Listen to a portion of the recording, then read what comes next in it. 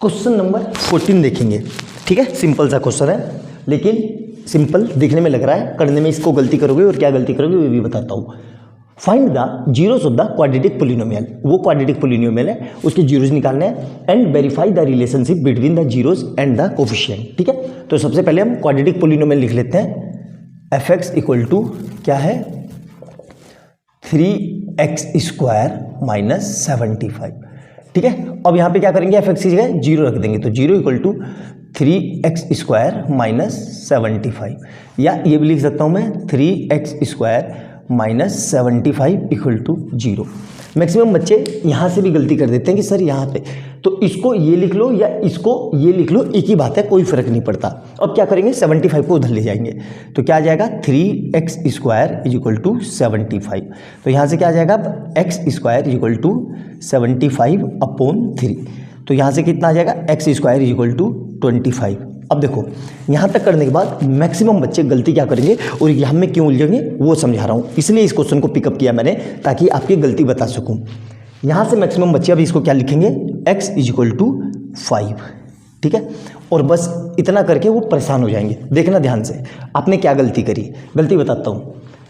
यहाँ पे ये x² है, x² है मतलब क्वाड्रेटिक इक्वेशन है, और क्वाड्रेटिक इक्वेशन है तो इसके दो जीरोस आने चाहिए, लेकिन सर हमने तो एक ही जीरोस पता है, दूसरा कैसे निकालें। तो देखो आपने गलती क्या करी, यहाँ पे जब भी हम यहाँ पे ये स्क्वायर को उस तरफ शिफ्ट करते हैं तो सबसे पहले x लिखेंगे और यहाँ पे प्लस माइनस और अंडर रूट लगाएंगे। याद रखना ये जो बात मैंने बोली यहाँ पे नोट डाल के लिख लेना। तो यहाँ से अब दो वैल्यू मिल गई, एक x इक्वल टू +5 और एक x इक्वल टू -5।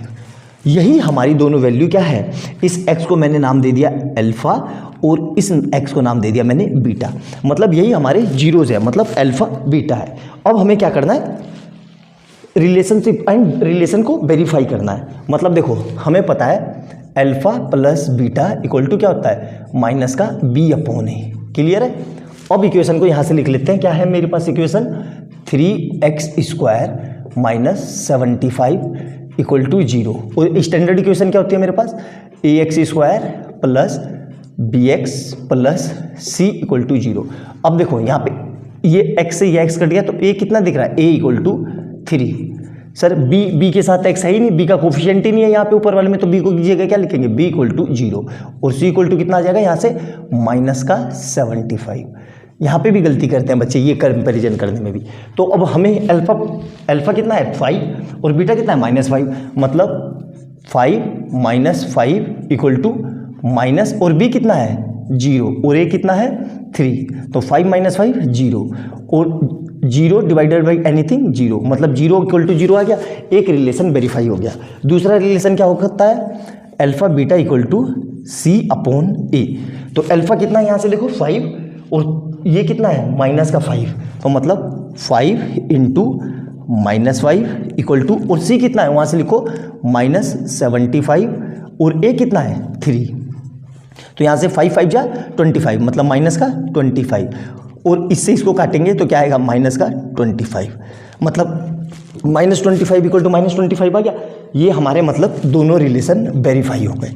तो ये क्वेश्चन मेरा मेन कराने का उद्देश्य यही था कि आपको ये चीज़ समझा सकूं और इस चीज़ के बाद ये चीज़ बता सकूं कि b का कोफिशिएंट कब 0 हो जाता है और कब लिखते हैं उसको। ठीक है, ये इसलिए मैंने बताया क्योंकि मैक्सिमम टाइम आप एग्जाम में करते वक्त यहाँ पे x इक्वल टू +5 लिख दोगे और उलझ जाओगे कि दूसरा जीरोस कहाँ है, या आप इतना सोचते ही नहीं हो क्योंकि एकदम से एग्जाम में प्रेशर रहता है तो दिमाग में ये चीज़ें आती नहीं, ब्लैंक हो जाता है मामला।